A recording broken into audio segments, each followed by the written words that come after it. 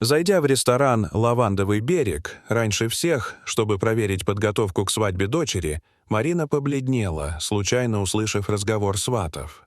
То, что она сделала после этого, заставило всех гостей замереть. Марина чувствовала легкое волнение, перемешанное с радостным предвкушением. Завтра наступит важный день — свадьба ее единственной дочери Дарьи. Она так долго мечтала об этом, о том, как ее Даша создаст свою семью, будет по-настоящему счастлива рядом с любимым человеком. Жених Константин Марине. Нравился, воспитанный, обходительный, искренне влюблен в Дашу. Но материнское сердце все равно не могло отделаться от легкой тревоги. Хотелось, чтобы все было идеально, чтобы этот день стал настоящим праздником, не только для молодых, но и для всех гостей. Именно поэтому, несмотря на заверения организаторов, Марина приехала в ресторан заранее, чтобы убедиться лично, что все идет по плану.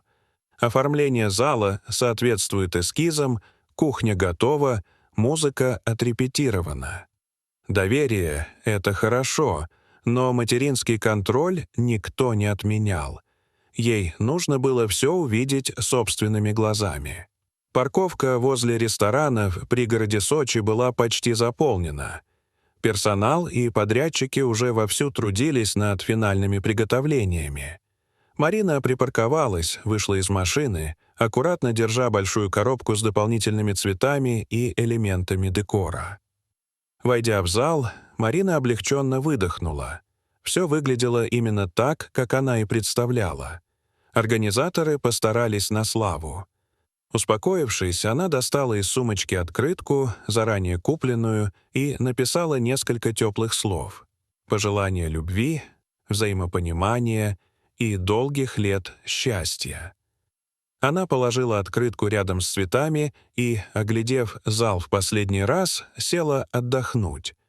И тут она услышала голоса, доносившиеся из подсобного помещения. Голоса были женские, и один показался ей до боли знакомым. Любопытство взяло верх. Она осторожно подошла ближе. Прислушавшись, она поняла, что слышит голос Людмилы Аркадьевны, матери Константина, холеной дамы, с которой у Марины сразу не сложилось теплое общение. С ней в комнате были другие женщины, вероятно, родственницы. «Ну что, девочки», — щебетала Людмила Аркадьевна, — «можно считать все под контролем. Костик у нас парень хороший, но наивный, как котенок. Понимает в жизни чуть больше нуля. А Даша, конечно, просто удачное вложение. Главное, что она любит его по уши. Значит, можно вертеть ими, как хотим». Марина побледнела. Она прижалась ухом к двери, боясь упустить хоть слово. «Мы, конечно, не стали просить деньги на свадьбу», — продолжала Людмила. «Это глупо. У нас план другой — квартира. Та самая в центре Сочи, доставшаяся по наследству. После свадьбы уговорим Дашу переписать ее на Костю. Все по закону, по любви, как говорится. Потом можно будет сдать или продать. Может, бизнес откроем». «А она точно не догадается?» — спросила одна из женщин с сомнением. «Да откуда ей догадаться?» — фыркнула Людмила. «Она влюблена, ослеплена. Главное — не спугнуть. Убедить, что это ради семьи, ради Костика. Пусть думает, что делает это по любви. А мы уж разыграем как надо». Марина едва держалась на ногах. Это была квартира, в которой ее Даша выросла, где жил ее покойный муж. Каждая вещь там дышала воспоминаниями. В разговор неожиданно вклинился слабый, неуверенный голос. «Георгий, отец Константина. Люда, может, не стоит? Это ведь чужое жилье, да и некрасиво как-то выходит». «Замолчи, Георгий!» — выкрикнула Людмила. «Я делаю это ради будущего сына. Ты хочешь, чтобы он с женой по съемным углам мотался?» Марина больше не могла стоять на месте. Она отошла от двери и схватилась за стену. Но паниковать было нельзя. Она понимала, нужно действовать обдуманно. В голову пришла отчаянная мысль — записать разговор на диктофон. Тогда у нее будет доказательство. Тогда Костя обязательно поверит. Она достала телефон, включила запись и снова подошла к двери. Сердце стучало, как барабан. Запись шла. Людмила продолжала выстраивать схемы и говорить о Косте как о дурачке. Марина стояла неподвижно, записывая каждое слово. Когда разговор, наконец, стих, она быстро удалилась, стараясь, чтобы никто ее не заметил. Марина вышла из ресторана и направилась в парк неподалеку. Ей нужно было собраться с мыслями, побыть наедине с собой. Присев на скамейку, она закрыла глаза и пыталась переварить услышанное. Мысли путались, сердце колотилось, в голове мелькали десятки вариантов развития событий. Но вскоре внутри все прояснилось. Она знала, что и когда сделает. С этой мыслью Марина почувствовала странное спокойствие. Она вернулась в ресторан, постаравшись выглядеть невозмутимо. Улыбалась, помогала персоналу, болтала с первыми прибывшими гостями. Никто бы и подумать не мог, что в ее сумочке запись, способная перевернуть все. Через пару часов банкетный зал был полон. Люстры сияли, музыка играла, бокалы звенели, гости поздравляли молодых. Дарья и Константин сияли от счастья, обнимая гостей, принимая пожелания и цветы. Марина, стоя у входа, наблюдала за всем со стороны. Внутри у нее бурлило. Подойдя к Дарье и Константину, она обняла дочь, поцеловала в лоб. «Все будет хорошо, малышка», — шепнула она. «Я рядом». Константин, довольный и веселый, кивнул в ответ. «Спасибо, Марина Валерьевна, что вы так помогли со свадьбой. Мы вам очень благодарны». Марина кивнула, с трудом сдерживая себя. Она посмотрела на Дарью. Та была искренне счастлива. И вот настал момент. Ведущий постучал по бокалу и произнес: «Друзья, настало время услышать поздравления от мамы невесты. Марина, приглашаем вас на сцену». В зале зааплодировали. Марина медленно поднялась со своего места, чувствуя, как внутри все дрожит.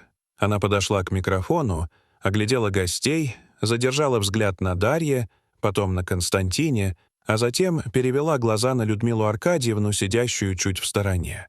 Та хищно улыбалась, ничего не подозревая. «Дорогие друзья», — начала Марина, голос ее был мягок, но тверд. «Сегодня мы стали свидетелями рождения новой семьи. Это особенный день, наполненный любовью, надеждой и верой в лучшее». Все в зале слушали внимательно. Марина продолжила: «Я хочу пожелать Дарье и Константину взаимного уважения, терпения и честности. Потому что без честности никакая семья не устоит. Именно честность — фундамент настоящей любви». И вот решающий шаг. И раз уж мы заговорили о честности, она достала из кармана телефон.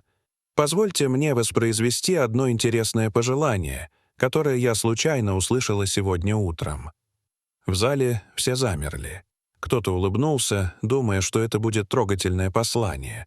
Но как только из колонок зазвучал голос Людмилы Аркадьевны, зал словно окаменел. С каждой секундой лица гостей становились все более ошеломленными. Когда запись закончилась, Марина положила телефон в карман. В зале стояла тишина. Константин сидел побелев, глядя на Людмилу Аркадьевну. Та побагровела и резко выкрикнула: «Это подделка! Ложь! Провокация!» Но было поздно. Георгий сидел с опущенной головой. Дарья смотрела то на мать, то на жениха, не понимая, что делать. «Ты знал об этом», — прошептала Дарья, глядя на Константина. «Нет, клянусь, мама никогда мне ничего не говорила. Я не знал», — прошептал мужчина. «Я правда тебя люблю». Дарья заплакала и крепко обняла его. Тем временем Людмила Аркадьевна, выкрикивая угрозы, покинула зал. Никто не стал ее останавливать. Марина подошла к Дарье и Константину. Обняла обоих. «Вы справитесь. Все будет хорошо. Главное, вы теперь знаете правду, и вы сделали правильный выбор». Через несколько дней молодожены приняли решение уехать из Сочи. Они продали старую квартиру и купили уютный домик в горах недалеко от Красной Поляны. Начали все с нуля, без интриг, без манипуляций.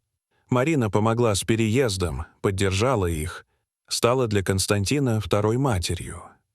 Однажды, сидя на веранде, Константин сказал: «Спасибо тебе, мама, за то, что не побоялась, за то, что спасла нас». Марина улыбнулась и ответила: «Я просто хотела, чтобы вы были счастливы. И теперь я вижу, вы действительно счастливы».